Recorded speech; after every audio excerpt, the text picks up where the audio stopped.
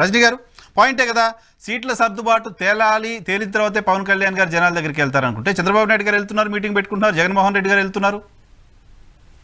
Sir అక్కడ party office లో ఏం జరుగుతుందో మీకు తెలియదు. పార్టీ ఆఫీస్ లో క్యాడర్ తో మాట్లాడుకుంటున్నారా, లేకపోతే అభ్యర్థుల ఎంపిక గురించి మాట్లాడుకుంటున్నారా, లేకపోతే ఏం చేయాలి అనే దాని గురించి డిస్కషన్ జరుగుతుందా, లేకపోతే ఎప్పుడు రావాలనేది వాళ్ళకి తెలుస్తుంది. ఈ విశ్లేషకులు ఎవరైతే రాజు గారు ఉన్నారో ఆయన పూర్తిగా టీడీపీ జనసేనని విశ్లేషిస్తున్నారు, కానీ ఏదైతే వైసీపీకి సంబంధించి వ్యతిరేక ఓటు చర్చ పెట్టండి మారుదాం. ఏంటి ఇప్పుడు ఇది ఓన్లీ టీడీపీ జనసేన కోసమే పెట్టారండి? మరి విశ్లేషకులు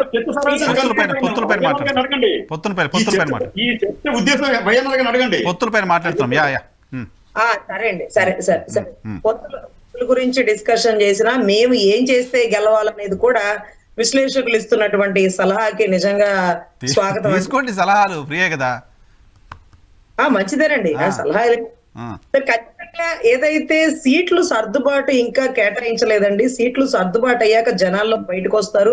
మొన్న కూడా భోగి రోజున అమరావతి సాక్షిగా అధినాయకులు ఇద్దరు కలిసి రాష్ట్రానికి పడిన భోగిపేడ వదిలిస్తాం, రానున్న కాలంలో ఖచ్చితంగా టీడీపీ జనసేన కూటమితో గెలుపు తథ్యం అంటూ కూడా అమరావతి సాక్షిగా చెప్పడం జరిగింది.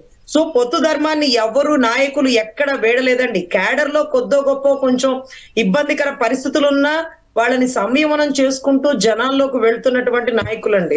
కదలిరా అంటూ ఆయన, యోగడం అంటూ ఈయన, వారాహి అంటూ ఈయన ఎందుకు స్టాప్ చేశారు అంటే ఇక్కడ కేవలం పొత్తు సీట్లు అండి. పొత్తు సీట్లు, పొత్తుకు సంబంధించిన అభ్యర్థుల పేర్లు ఖరారవగానే జనాల్లోకి వస్తారు. ఈ మధ్య కాలంలో కూడా ఆయన ఏమీ ఖాళీగా లేరండి. ప్రతి రోజు ఒక మీటింగ్ కండక్ట్ చేస్తున్నారు. ఆ మంత్రి పార్టీ ఆఫీస్ నుంచే అందరినీ పిలిపించుకుంటూ ఉంటున్నారు. అక్కడ ఏం జరుగుతుంది అంటే బిల్డింగ్ 10 అంతస్తులు లేవలేదేంటి, ఇంకా 14 అంతస్తులు రాలేదేంటంటే కింద పునాది అనేది కాదు కదా. పాయింట్ ఏంటంటే కృష్ణరాజు గారు చెప్తోంది, జనాల దగ్గరికి పవన్ కళ్యాణ్ గారు ఎంత ఎక్కువగా రీచ్ కాగలిగితే అంత అడ్వాంటేజ్ ఉంటుంది. ఆ రీచ్ కావడం అనేది ఆపేశారు ఆయన. దానికి పొత్తులు, సీట్ల సర్దుబాటు అడ్డంకి కాకూడదు. అలా కావడం అనేది జనసేనకు నష్టం చేస్తుంది అనేది ఆయన చెప్తున్న పాయింట్ 1. పాయింట్ 2 ఏంటంటే వ్యతిరేక ఓటు చేయలనివ్వను అంటూ పవన్ కళ్యాణ్ గారు చెప్తున్న క్రమంలో భారతీయ జనతా పార్టీ రూపంలో మీ కూటమిలో లేకపోతే ఓటు చీలుతుంది, కాంగ్రెస్ పార్టీ రూపంలో vote చీలుతుంది, Bharatiya Janata party TDP జనసేనలోకి వస్తే లెఫ్ట్ పార్టీలు బయటకు వచ్చే పరిస్థితి ఉంటుంది. ఓట్లు చీలుతున్నాయి కదా, ఆయన లక్ష్యం నెరవేరే పరిస్థితి తక్కువ కనపడుతుంది కదా అనేది ఆయన చెప్తున్న పాయింట్. అవునండి, అవును, ఖచ్చితంగా అందరం కూడా అదే దాని గురించే డిస్కషన్ జరుగుతుందండి. కానీ 4వ తారీఖు 5వ తారీఖు నుంచి బయటకు వచ్చేస్తారు, జనాల్లోనే ఉంటారు. అభ్యర్థుల పేర్లు కూడా ఖరారైపోతే ఇప్పుడు వరకు లోపల ఒక వ్యూహం నడుస్తుందండి. 4-5 లోపు అభ్యర్థుల పేర్లు కూడా ఖరారైపోతాయా? అఫ్ కోర్స్ 4-5 తర్వాత ఆయన బయటకు వచ్చేటప్పుడు అభ్యర్థుల పేర్లు లేకుండా ఎన్ని చోట్ల పోటీ చేస్తున్నారో ఒక అవగాహన లేకుండా ఆయన బయటకు వచ్చి ఏమీ చేయలేరు. కాబట్టి ఖచ్చితంగా ఒక అవగాహన కల్పించుకునే వస్తారు. ఈ లోపల కూడా ఏమీ ఖాళీగా లేరండి, ఒక వ్యూహం నడుస్తుంది. అన్ని చోట్ల మీటింగ్లు కండక్ట్ చేస్తున్నారు, అన్ని జిల్లాల వారీగా పిలిపిస్తున్నారు. నాగబాబు గారు కమ్యూనిటీ మీటింగ్లు కండక్ట్ చేస్తున్నారు, పార్టీ ఆఫీస్ మీటింగ్లు కండక్ట్ చేస్తున్నారు. జనసేన ఏమండి కమ్యూనిటీ మీటింగ్స్ ఏంటి? సో అన్ని చోట కూడా టీడీపీ జనసేన కూటమితో కాపులు పెద్దన్న పాత్ర పోషించాల్సిందే. నాగబాబు గారు ఎందుకు, మామూలుగా వీళ్ళు కాపు కమ్యూనిటీ సంఘాలన్నీ కూడా ఆల్రెడీ మద్దతు ప్రకటించినట్టున్నాయి కదా జోగే గారి నేతృత్వంలో. బట్ నాగబాబు గారు పార్టీలో ఉన్నారు కదా, ఆయన ఓన్లీ కమ్యూనిటీ మీటింగ్స్ ఆయన ఆర్గనైజ్ చేస్తున్నారా? లేదండి, ఏదైతే పార్టీలోనండి జనసేనకు సంబంధించి వచ్చిన వాళ్ళందరిలో కీలకమైన నేతలందరినీ పిలిపించుకొని పార్టీలో కీలక పాత్ర వహించాలి, ఖచ్చితంగా పార్టీ నడిపించాలి. ఏమాత్రం అంటే చీలిపోయేది ఇక్కడ కేవలం కులమేనండి. మీరు గమనిస్తే అంబటి రాంబాబు అన్నయ్య, పేర్ని నాని అన్నయ్య, ఇలాంటి బ్యాచ్ వాళ్ళు ఎక్కడైతే వైసీపీలో ఉంటారో అటువంటి బ్యాచ్ వాళ్ళకి సంబంధించి ఈసారి పెద్దన్న పాత్ర పోషించండి. ఖచ్చితంగా ప్రయోజనాల నిమిత్తం రాష్ట్ర కలిసి కూటమిగా వెళ్ళవలసిన బాధ్యత ఉంది. ఎక్కడ చీలికలు ఉండకూడదు, ఎక్కడ అరపడికలు ఉండకూడదు అంటూ కొన్ని మీటింగ్స్ కండక్ట్ చేశారని విన్నాము. అదే రకంగా 2 పార్టీలు కలిసి కూడా కదలిరా అనే మీటింగ్ లో అందరం కలిసే ఉన్నాం. ఇప్పుడు ఎవరు అక్కడ అదేంటో మరి క్లారిఫై చేస్తారో లేదు, కానీ అక్కడ పవన్ కళ్యాణ్ గారు అయితే అటెండ్ అవ్వలేదు.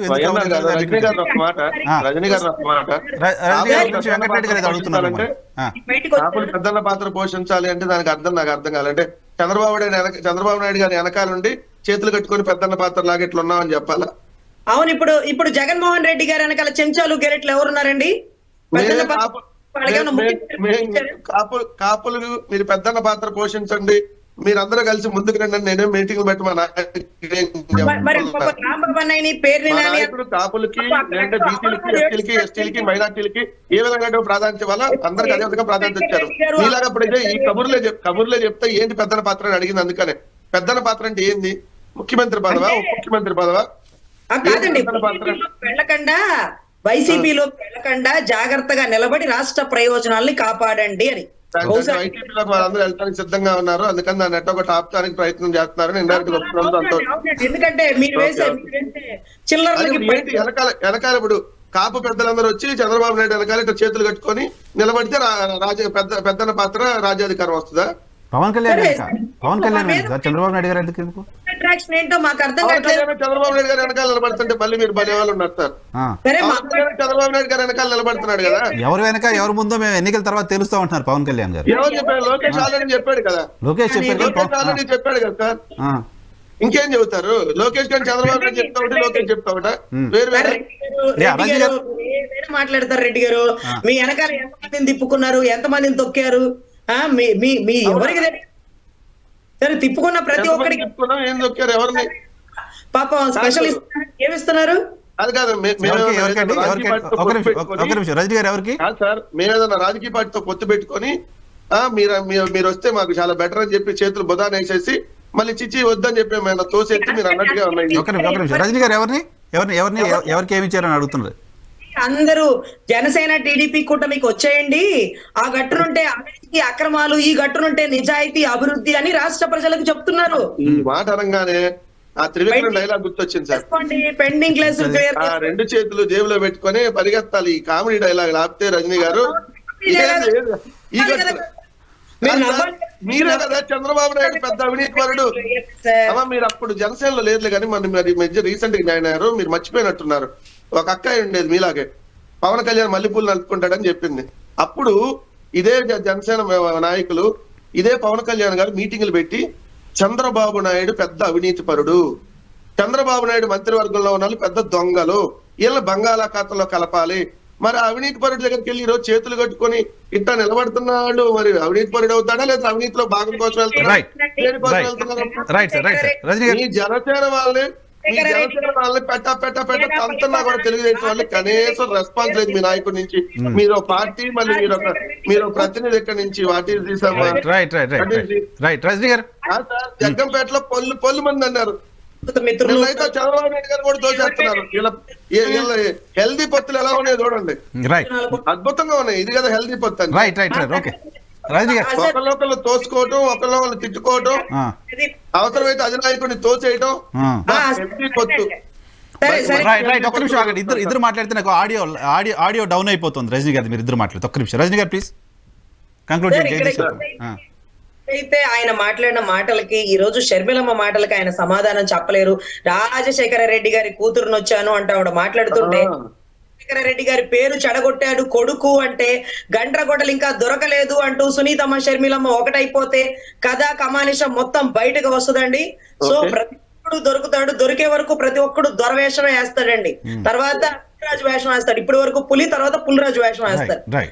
అదే మీరు లాయరే కదమ్మా, మీరు లాయరే కదా. సిబిఐ వాళ్ళు చెప్పేస్తారా రెడ్డి గారు? తేల్చాల్సింది ఎవరు ఎక్కడా వేడలేదు. గొడ్డలు ఎక్కడ ఉందో కనిపెట్టాల్సింది సిబిఐ వాళ్ళు కదా.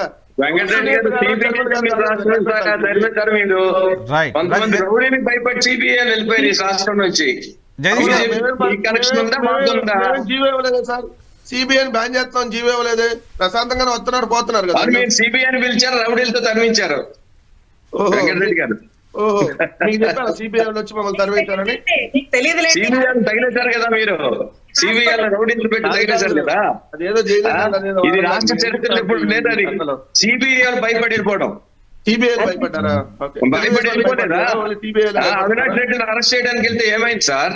అవినాష్ రెడ్డిని అరెస్ట్ చేయడానికి వెళ్తే ఏమైంది? అవినాష్ రెడ్డి 3 రోజులు సిబిఐ నుండి మాకు భయం వేస్తామని చెప్పి వెళ్ళిపోయారు. సిబిఐ చెప్పింది సిబిఐ మూసేసుకొని వెనక్కి వెళ్ళిపోమనండి. సిబిఐ భయపడితే ఇంకెందుకు దర్యాప్తు సమస్య ఎందుకు? అవినాష్ రెడ్డి గారు నేను ఒకటి అడుగుతాను సార్.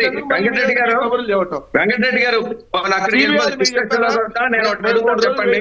భయపడిపోయాం, మేము స్పెషల్ హెలికాప్టర్ వెళ్దాం అనుకున్నాం, ఇవన్నీ చెప్పాను నా మీరు మాట్లాడి టైం అంతా వేస్ట్ రైట్ చేస్తారు. రైట్ జగదీష్ గారు ఏంటి ఒక్క నిమిషం వెంకటరెడ్డి గారు జగదీష్ గారు ఏంటి సూటిగా నేను ఒకటి అడుగుతాను. ఆ, మీ ఎమ్మెల్యేలు మీ ఎంపీలు జగన్మోహన్ రెడ్డిని చూస్తే భయపడే వాళ్ళు ఈవేళ ప్రచ్ఛన్నంగా డైరెక్ట్ గా ఎదురు తిరిగి మా వ్యతిరేకత ప్రకటించడమే కాకుండా మేము మీరు ఇచ్చిన సీట్లు కూడా పోటీ చేయమని చెప్పి వెళ్ళిపోతా ఉంటుంటే, కొంతమంది అయితే అసలు తాడేపల్లికి రమ్మన్నా కూడా రాలేకపోతా ఉంటే, వాళ్ళు రాకపోయినా మీరేమి చెయ్యలేక మీరు ఇచ్చిన 4 సార్లు ఇవి కూడా మళ్ళీ మీరు మార్చుతూనే ఉంటా ఉంటే మీ పరిస్థితిని మీ పార్టీని మీరు సరిదిద్దుకోండి.